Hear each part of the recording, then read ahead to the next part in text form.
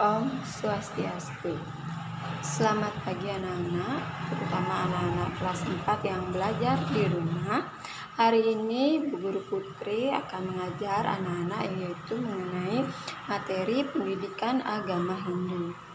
Minggu lalu Bu Guru sudah memberikan tugas kepada anak-anak kelas 4 di rumah. Tentu anak-anak sudah mengerjakannya di rumah kan?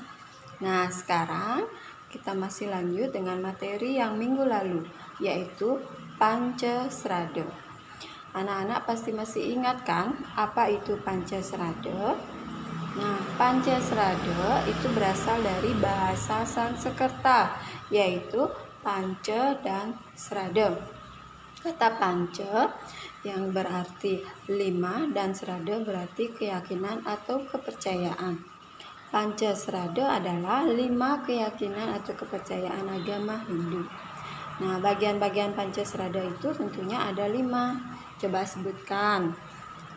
Ya, yang pertama itu adalah Brahman, yaitu percaya dengan adanya Sang Hyang Widi.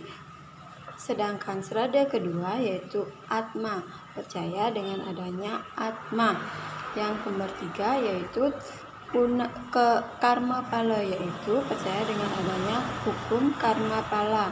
Yang keempat itu adalah percaya dengan adanya punarbawa atau kelahiran berulang-ulang.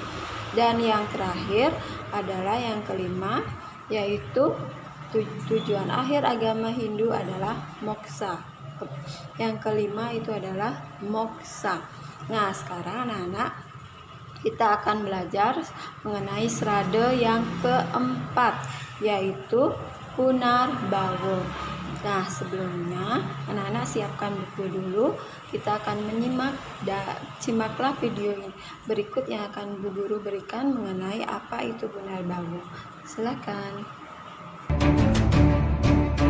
Kata punarbawa berasal dari bahasa Sanskerta, terdiri dari 2 kata, yaitu kata punar yang berarti lagi, kembali, dan bawa berarti menjelma. Jadi punarbawa berarti kelahiran yang berulang-ulang, yang disebut juga penitisan atau samsara. Di dalam pustaka suci Weda dikatakan bahwa penjelmaan atma atau roh yang berulang-ulang atau samsriti ke dunia ini disebut samsara. Punarbawa atau samsara ini terjadi diakibatkan oleh adanya hukum karma, di mana karma yang jelek menyebabkan atma atau roh menjelma kembali untuk memperbaiki perbuatannya yang tidak baik, atau karena atma itu masih dipengaruhi oleh karma wasana atau bekas-bekas atau sisa-sisa perbuatan atau kenikmatan duniawi sehingga tertarik untuk lahir ke dunia.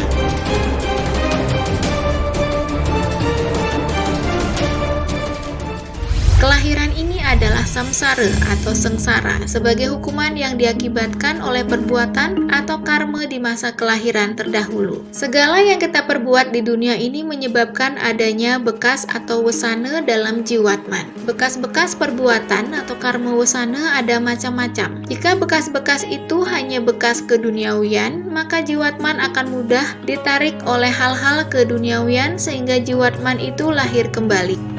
Misalnya pada waktu mati ada bekas-bekas hidup mewah pada jiwatman, maka setelah di akhirat jiwatman itu masih punya hubungan kemewahan hidup, sehingga jiwatman itu mudah untuk ditarik kembali ke dunia apabila pada saat kematiannya itu tidak ada bekas-bekas kemewahan.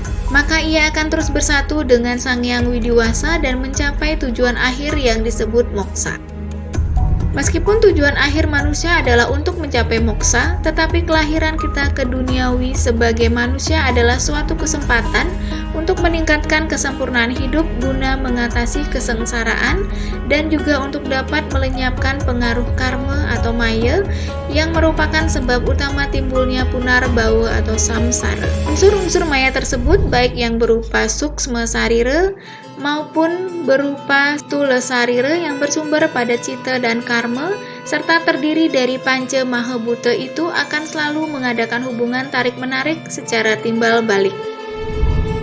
Apa yang dialami oleh Atman dalam sukma sarira dan stula sarira, demikian pula akibat yang akan dialami oleh Atma dalam tula sarira dan sukma sarira pada kehidupannya yang akan datang. Jadi yang menjadi sumber timbulnya samsara atau punarbawa itu adalah maya dan karma itu sendiri.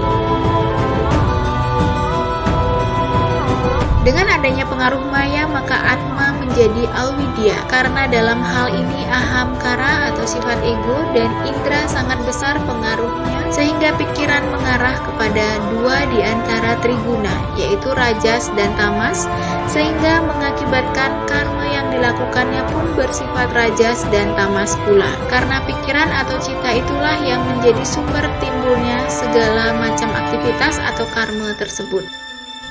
Setiap karma yang dilakukan atas dorongan indria dan kenapsuan adalah asubha karma, karena akibatnya akan menimbulkan dosa, dan Atma akan mengalami neraka, serta selanjutnya akan mengalami penjelmaan punarbawa dalam tingkat yang lebih rendah. Demikian pula sebaliknya, bahwa karma yang dilakukan atas dasar budi satwam adalah budi dharma atau subha karma, yang mengakibatkan Atman akan mendapat surga, dan jika menjelma kembali akan mengalami tingkat penjelmaan yang sempurna dan lebih tinggi.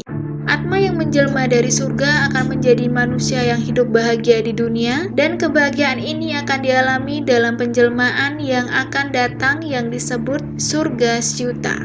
Sedangkan Atma yang menjelma dari neraka akan menjadi makhluk yang nista dan akan mengalami bermacam-macam penderitaan hidup di dunia ini, dan penderitaan yang dialami dalam penjelmaan ini disebut neraka syuta.